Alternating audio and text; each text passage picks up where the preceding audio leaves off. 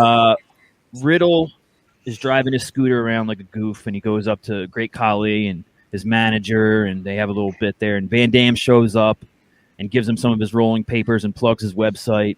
So, of course, seeing Van Dam and Riddle, who people compare to him a lot together, was kind of the deal there. Then Riddle versus Sheamus. I think. Now, I will say this. This was great for only one thing because, the new bro met the original bro. Yeah. And they should have had them do something really cool together. That would have been nice. But, hey, dude, how you doing? And all this that they have Riddle doing is mega whack.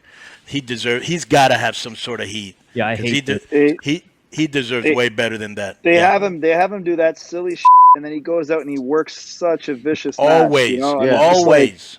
It's like Miro with the other company doing the game and he works vicious. It doesn't match at all. I've always said go back and go to YouTube and look up Matt Riddle, the Ultimate Fighter. He broke this guy's jaw in 3-4 places. The guy didn't know what state he was in. It was one of the most vicious knockouts. I think Rampage Jackson. The guy was like moaning and on the ground and stuff. Yeah. Does anybody in WWE that's writing like Matt Riddle stuff actually know somebody that smokes weed? Because that character doesn't seem to Bruce? be that's anybody that smokes weed. You know what I mean? Like I know some weed heads and they don't act like Matt Riddle.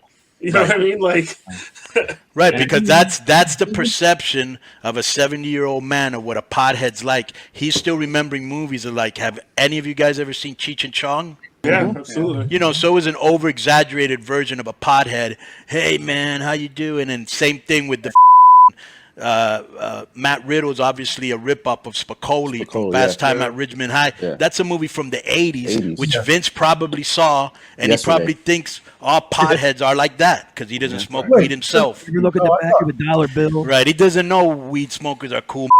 You know what I'm saying? Yeah. I thought Riddle. Okay, I thought Riddle smokes anyway, so I thought he does. Riddle does. Oh, okay. I smoked with the. From the UFC, he wouldn't give up pot, and he failed UFC drug tests for pot, and he got canned.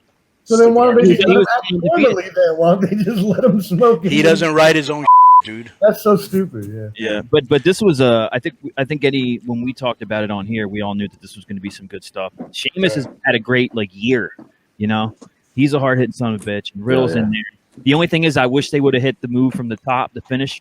Because he looked like he slipped or something. They got the white noise. That place would have erupted, bro. Yeah. So they had. I mean, he recovered pretty nicely. Yeah, he did. But he did. That brogue kick was that kick at that nasty brogue kick. Let me ask you a question. Do any of you guys know where this guy is? Greetings and salutations, my cohorts. Keith Lee. Where's Keith Lee? He did the watch along on the YouTube page. He had COVID. That was his role.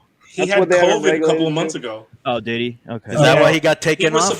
He was supposed to win what title was it? The United States title, and he had COVID, so he got taken off that show. Him and Mia Yim had COVID too, so they got taken off the show.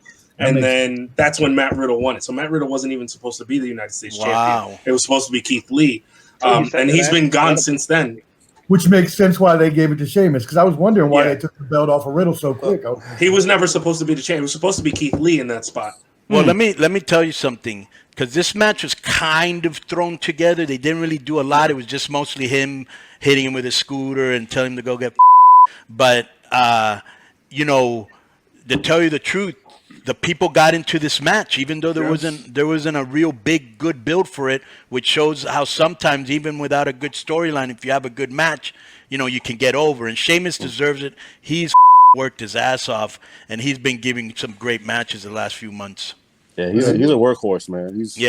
That flip that he did into the brogue kick, Riddle. I thought I saw him bleeding, and then he was bleeding. I didn't see it again. He ain't the most charismatic I've ever seen, but his work rate is on point. Yeah, he was bleeding. I think you guys bring it up often too. Is like when guys are hitting each other and laying this stuff in, it just brings you more into the match because it's you're simulating a fight. So and you hear it. You don't have to slap your leg. You hear it. When you're watching the match, you go, damn. Absolutely. You like when Like when Bryan Danielson, and we'll get to that match. Like when Bryan was kicking everybody. You heard it. Yeah. Right. The only thing I was thinking when I was watching this match was, especially after the last when I was on with you guys, we were talking about Walter the other day, him and Sheamus.